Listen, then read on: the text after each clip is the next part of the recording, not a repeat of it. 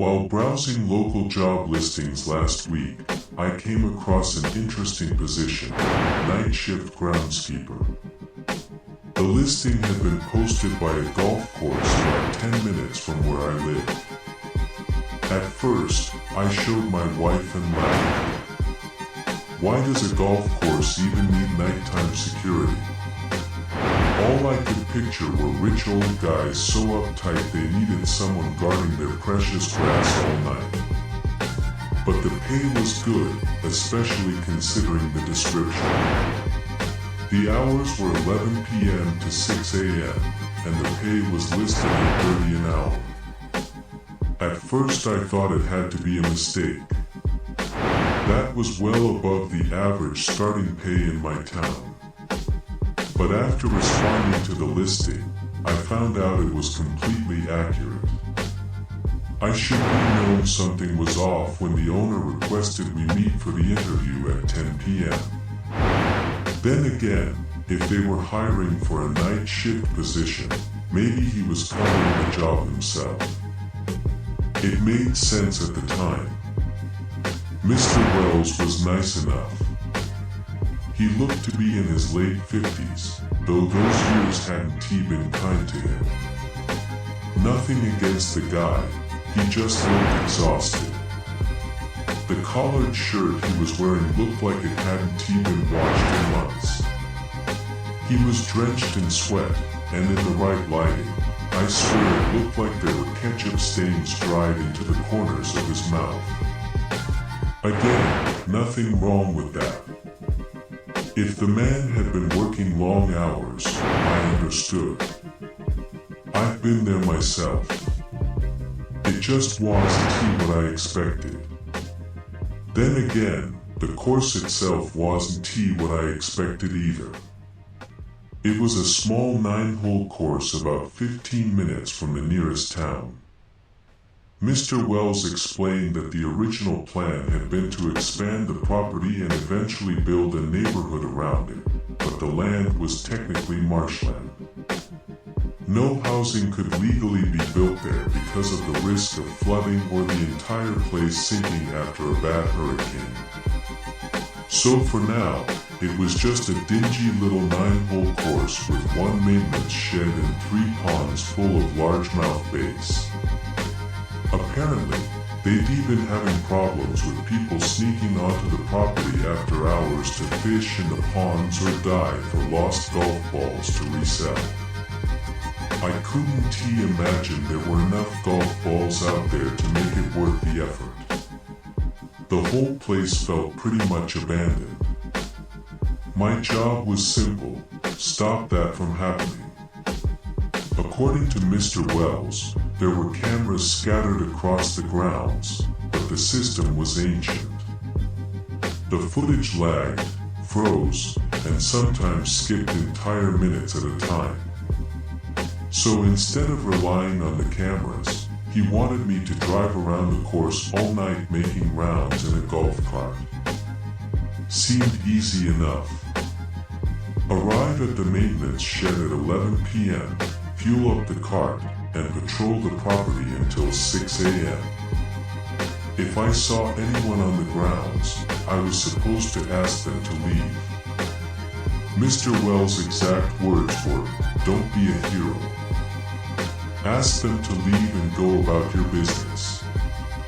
If they're still there when you circle back around, call the police."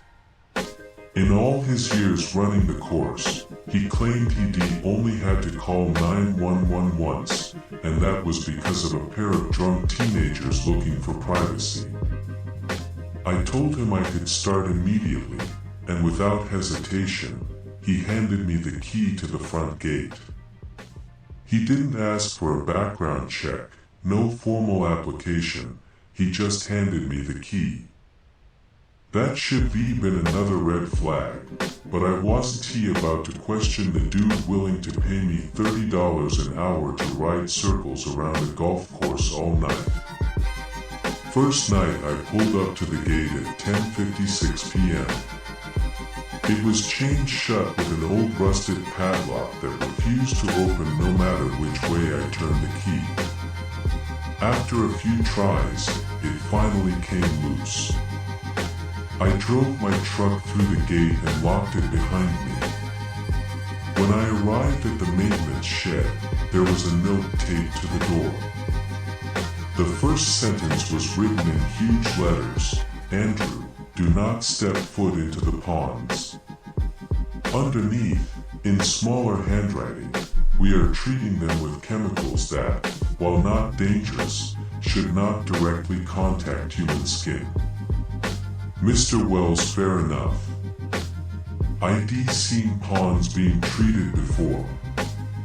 I won't pretend to know much about the chemicals, but I'd definitely seen the bright blue dye before, and I wasn't taking any chances. So I went around back, fueled up the cart, and started the ignition.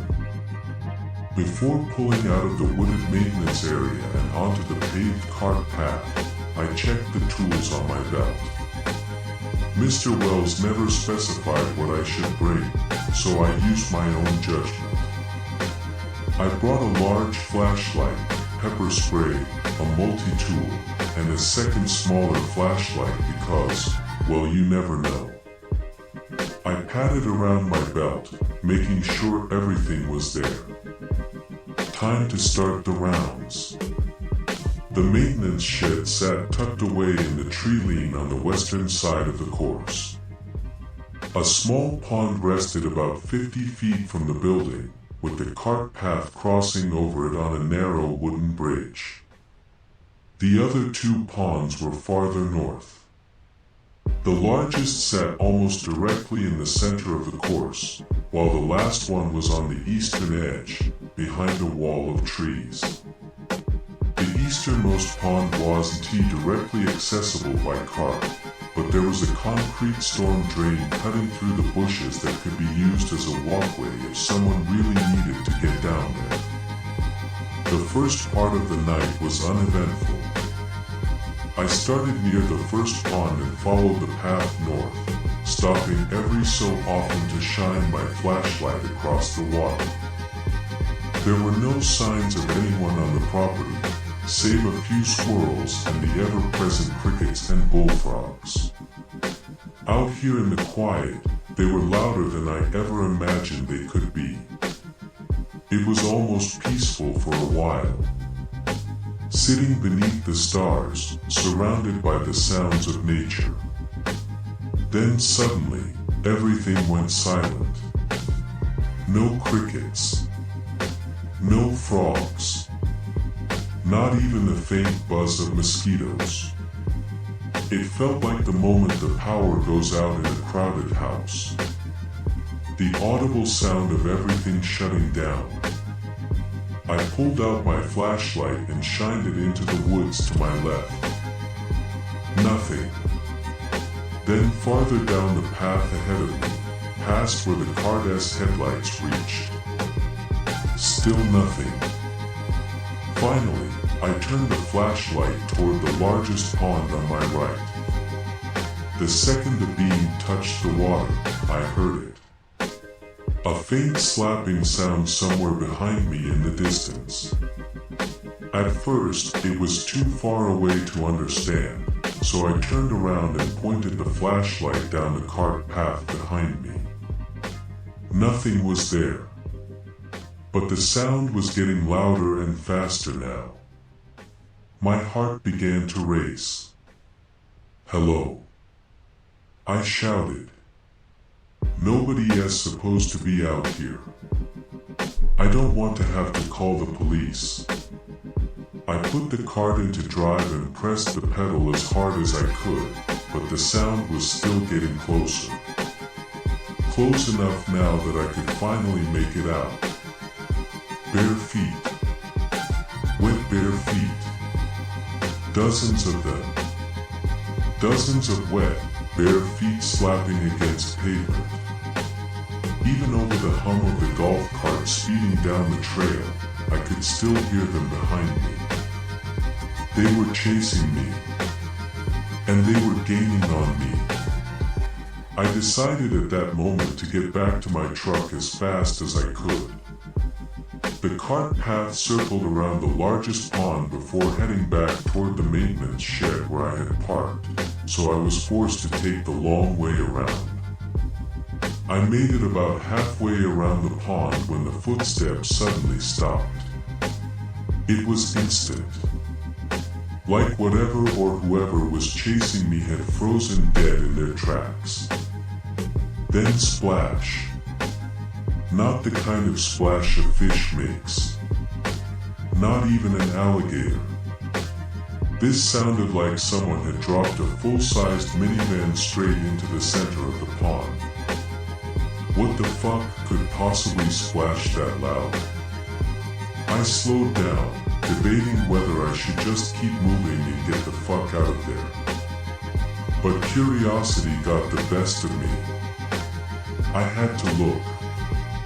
I turned and shone my flashlight over the water. Nothing. The pond was completely still. But I swear it looked like the water had risen at least 2 feet. Then, as if a switch had been flipped, the night came back to life. Crickets chirped. Frogs croaked. I see.